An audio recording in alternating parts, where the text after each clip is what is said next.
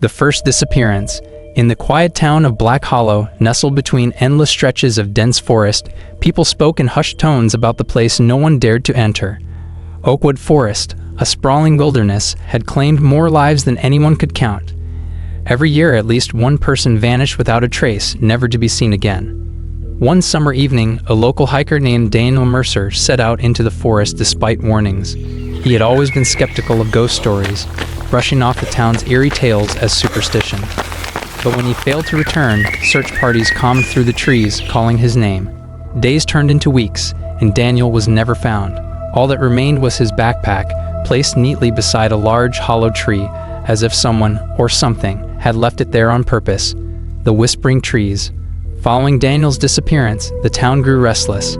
Some whispered that he had angered the forest spirits, while others believed there was a more sinister force at play. Months later, his younger sister, Emily, refused to accept that he was gone. Determined to find the truth, she ventured into Oakwood Forest with nothing but a flashlight and a camera.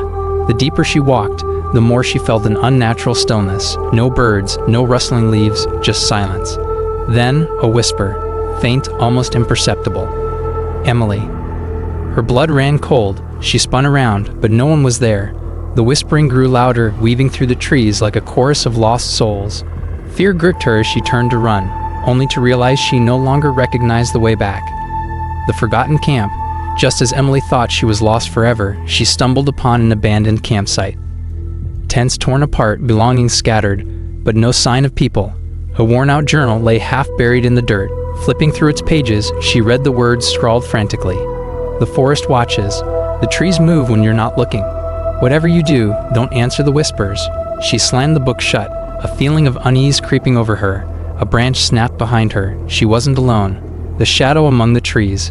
Emily turned, her breath hitching as she spotted movement between the trees. A dark figure, tall, featureless, stood perfectly still, watching her. Her instincts screamed at her to run, but her legs refused to move. Then it stepped closer. A guttural whisper slithered through the air. You shouldn't be here. The flashlight flickered, and the figure vanished.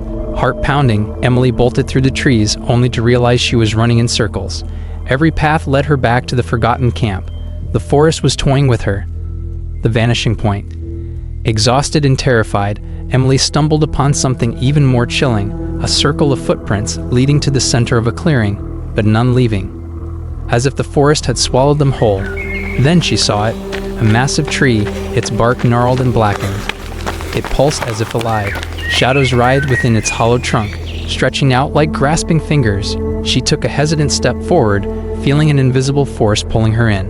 A familiar voice echoed from inside. Emily, help me, Daniel, the gateway. Tears streamed down Emily's face. She knew it wasn't possible, but the voice was unmistakable. Against all reason, she reached into the hollow tree. Cold fingers wrapped around her wrist. A sudden violent pull yanked her forward. Darkness swallowed her whole, and she fell through nothingness, her screams swallowed by the abyss. When she opened her eyes, she was no longer in the forest. She stood in a place both familiar and wrong. Black Hollow, but frozen in time, shrouded in mist. The town was empty, the sky an endless twilight. She wasn't in her world anymore, the others. Emily wandered the ghostly town, calling out for anyone. Shadows moved in the windows, eyes peered from the darkness, but no one answered. Then she heard footsteps. A group of people emerged, pale, silent, their expressions hollow. One of them stepped forward. Daniel. You shouldn't have come, he whispered. She rushed toward him, but he stepped back. This place, it doesn't let you go. We're all trapped here. The forest takes, and it never gives back. The Watchers. The others moved closer, their whispers merging into one eerie chant. Join us, join us, join us. The air grew heady, pressing against Emily's chest. Daniel grabbed her shoulders. Run, don't listen to them.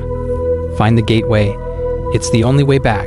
She fought against the pull of the whispers, sprinting through the empty town as shadows reached for her, their skeletal fingers grazing her skin. Then she saw it, the tree, glowing with an eerie light. The gateway. The return. Emily lunged forward, diving into the hollow trunk just as the shadows closed in. A cold, sickening force dragged her through the abyss once more. She gasped, feeling solid ground beneath her. She was back in Oakwood Forest. The morning sun filtered through the trees, and the air was normal again. Had it all been a dream? But then she saw it, the footprints leading into the hollow tree, her own among them. And beside them, a fresh set, walking out. The curse spreads.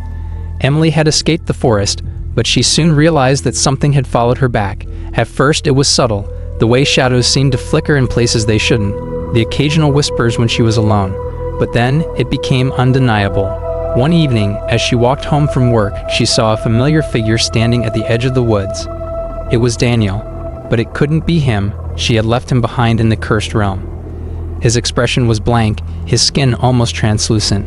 He lifted a hand and pointed at her, lips moving silently. Emily ran. She locked herself inside her house, but the whispers seeped through the walls. The next morning, news spread through town. Another person had gone missing in Oakwood Forest. A girl Emily knew from school. The pattern was repeating itself. The final choice.